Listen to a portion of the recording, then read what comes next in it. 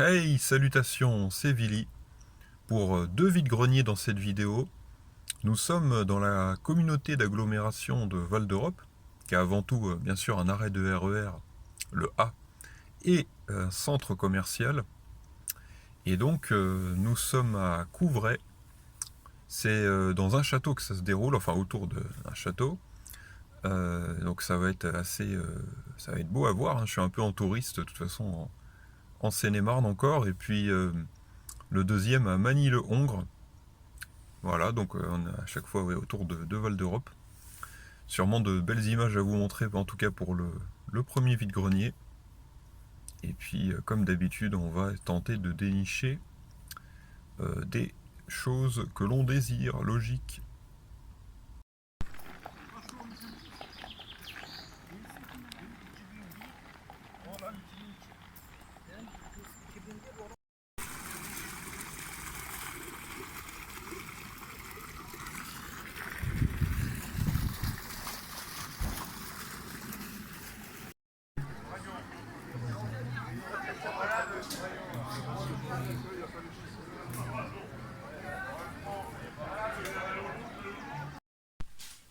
Bon, ça aurait été plus qualitatif que quantitatif.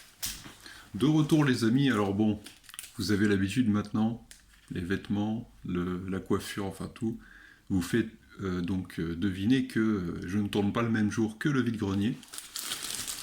Il y a quand même quelques petites choses à vous montrer. Alors écoutez, bah il y avait pas mal de monde, alors c'est comme la dernière fois, malheureusement je n'ai pu faire qu'un vide-grenier sur les deux. Tout simplement parce que le deuxième, qui était donc à Magny-le-Hongre, était n'avait enfin était comment dire, je vais y arriver. Prends ton temps William, respire. Disons qu'il y avait encore des exposants, mais je suis venu suffisamment tard pour qu'en fait il n'y ait plus de stationnement possible. Voilà. Comme c'était près de pas mal d'hôtels, on est quand même voilà à deux pas de Disneyland, Euro Disney. Bon bah forcément c'est voilà, c'était assez vite rempli. Je suis passé vers 11 h. Parfois ça passe encore, vous pouvez vous garer, mais là non. Et même au niveau des places à l'arrache, si vous voulez, c'est-à-dire des places un peu interdites, enfin, qui ne sont pas prévues pour se garer, c'était aussi rempli. Donc même si j'avais voulu faire le fifou, ça aurait été compliqué. Mais ma foi, on a eu pas mal de choses à Couvray, donc près du château. C'est assez joli, je vous aurais sûrement montré quelques images des environs, dans un parc qui n'en était pas un, puisque c'était une sorte de champ. Il n'y avait pas grand chose d'aménagé, c'est juste que c'était joli. Voilà, de bonnes balades et de bonnes petites choses, la fontaine, oui, c'est plus des jardins finalement, voilà. Alors, quelques petites choses, donc il n'y aura pas de DVD, ça c'est la nouveauté depuis quelques semaines, je crois que depuis que je suis Seine-et-Marnais, je vous en ai toujours montré. En tout cas, ouais, ça doit faire depuis au moins ouais, avril, quoi, que je vous en ai pas montré. On a eu des petites figurines dans un sac que j'ai mis dans ce sac-là pour les séparer du reste. Et bien, donc c'était assez sympa. Je dis souvent le mot sympa ou alors donc. Ça, je sais, hein. Vous l'avez sûrement remarqué aussi. On va essayer de l'imiter. Donc, des figurines. Ah bah, je dis donc là cette fois-ci. Des figurines bien appréciables. Voilà. Il y en a eu combien? Il y en a 10. J'ai payé 8 €. Voilà, avant que j'oublie, comme ça je vous l'ai dit. Je voulais négocier 9 figurines pour 7 €. Finalement, on m'en a rajouté une, qui est en double d'ailleurs. Mais j'ai quand même dû payer 8 € comme demandé par l'exposant. Bon. Alors, il y a un peu toutes les tailles, la plupart sont quand même assez petites. Faut dire que pour 1 €, même pas du coup, la figurine c'est un peu normal. On a notamment Moustillon, que j'aime bien. De toute façon, les Pokémon des départs hauts, ils ont souvent ma préférence. On a ensuite Matloutre, voilà, qui est à peine plus... Alors c'est la même taille, mais qui est pas plus gros, quoi. C'est un peu perturbant. Et, vous l'aurez sûrement deviné, que l'amiral, qui lui est déjà un peu plus... Voilà. Alors, il fait pas 3-4 cm, quoi, c'est déjà un peu plus. Donc si vous voulez voir les trois... Attendez, prenne la bonne main. Hop. Voilà. Les trois Evo. Ensuite, bien plus gros, le Pikachu. J'avais aucune figurine Pikachu, aussi étonnant que ça puisse paraître. Il est assez sympa, il est gros. On peut bouger les oreilles, je crois. La queue et les oreilles. Ça m'étonnerait pas que ça vienne de McDo, ça. Ah, il y a un mécanique, il y a une pile, apparemment, il peut bouger. Ah non, d'accord, il doit bouger les oreilles et la queue lorsqu'on met des piles, parce que là, ensuite, vous mettez sur... Vous pouvez mettre sur on pour avoir une animation, j'essaierai. Alors la figurine en double, je vais vous la montrer. Il s'agit de Marisson. Donc étant donné que j'acceptais de payer 8 € comme demandé et pas 7 comme je voulais, bon bah on m'a donné cette autre figurine, c'est pour ça que ça fait... ça en fait 10. Donc là, bah oui, on est à 5. 6 avec Pikachu. Gruicui. Voilà, bon d'habitude je fais génération par génération, là c'est un peu désordonné. Mouchana. Voilà, qui est assez... Bon, elles sont creuses, hein. Ça c'est un peu le côté... un peu bon marché, cheap, comme on dit. Krabicoque. Là au moins les noms, je risque pas de les louper. Hein. Et peut-être la plus belle, c'est pas ma préférée, parce que moi je suis... À la limite, je suis plus, ouais, Moustillon, Pikachu, Gruicui. Gruicui, c'est vrai qu'il m'avait marqué, avec Ratentif à l'époque, donc il y a 15 ans maintenant, c'est un de ceux qui m'avait plus marqué en les découvrant. On a le Latios, le méga Latios de Horloger. Je me rends compte qu'il y a un trou au niveau du... Pourquoi ils ont fait ça? Il était conçu comme ça. Méga Latios, donc de... comme on dit, Rossa, Ruby Omega, Saphir Alpha.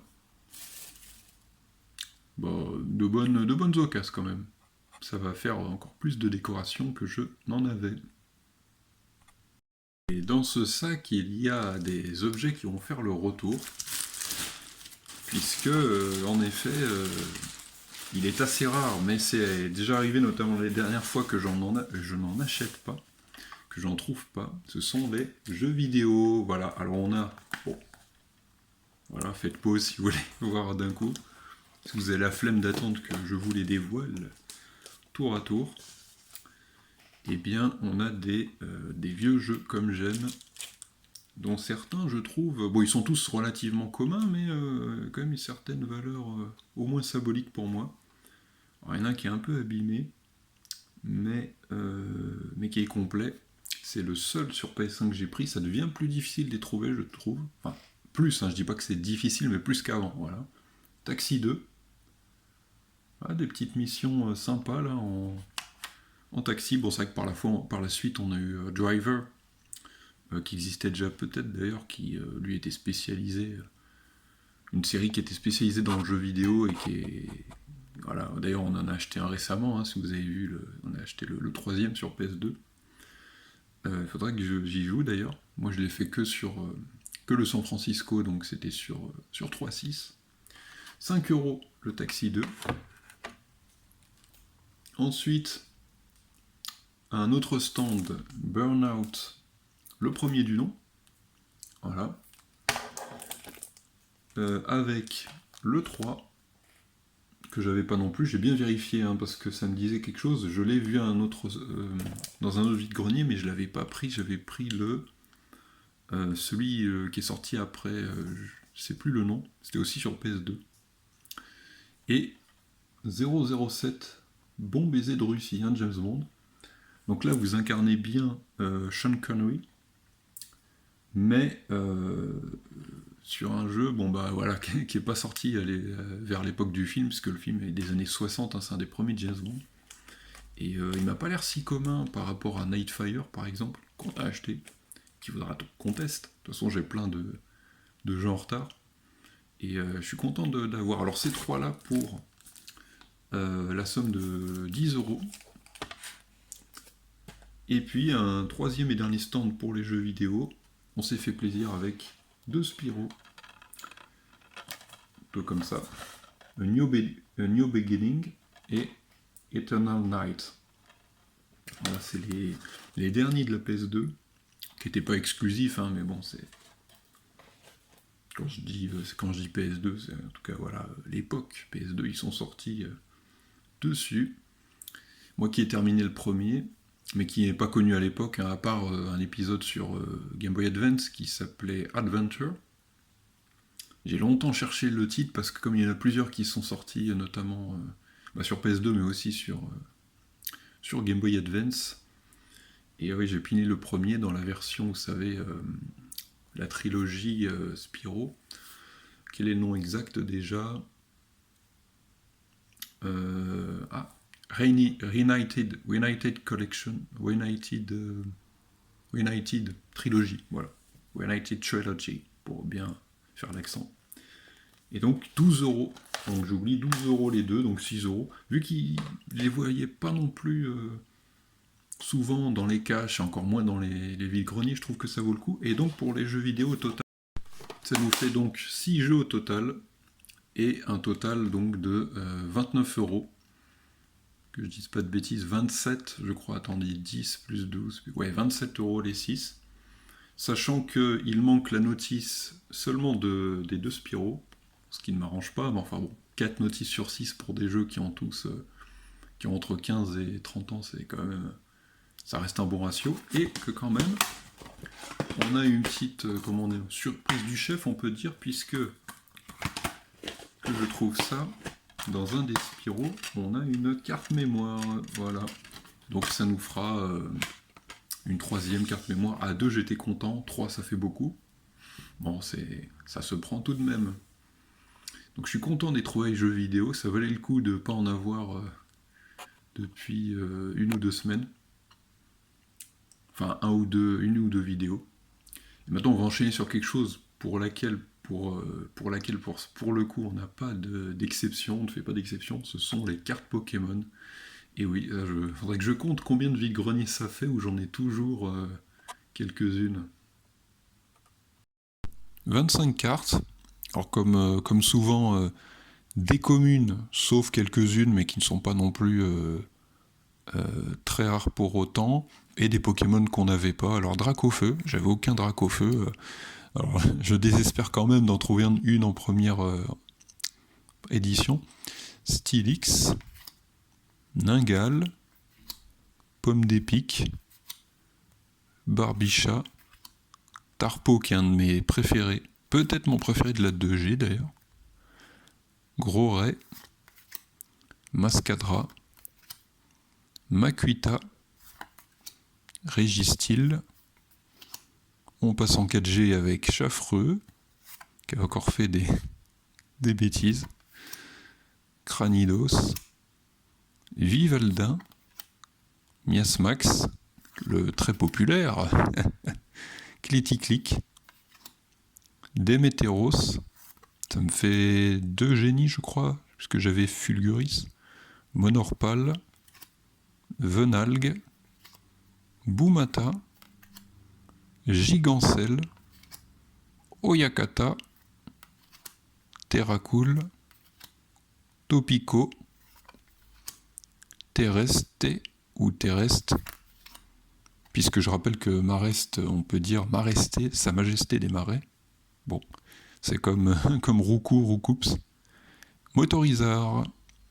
Voilà, donc c'est 25 cartes pour 4€, ce qui est un prix assez cohérent. Pour conclure cette vidéo vide-grenier, il y a un petit bonus, quelque chose que j'ai acheté, puisque bon, vous l'avez peut-être remarqué, je ne l'ai pas précisé expressément, mais je n'ai acheté des cartes qu'auprès d'un seul exposant.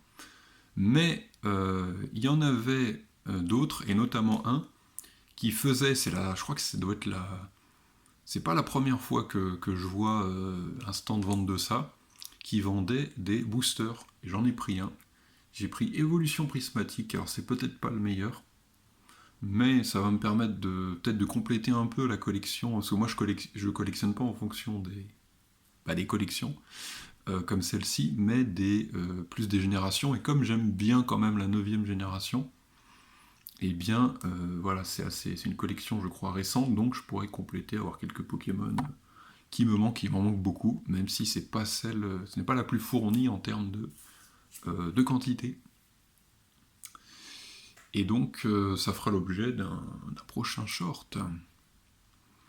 Sur ce, j'espère que, encore une fois, que cette vidéo vous aura plu, et à bientôt donc pour sûrement encore du vide-grenier, et d'ailleurs avec une annonce peut-être à venir sur justement sur ce type de vidéo que je fais quand même en grand nombre, il est vrai.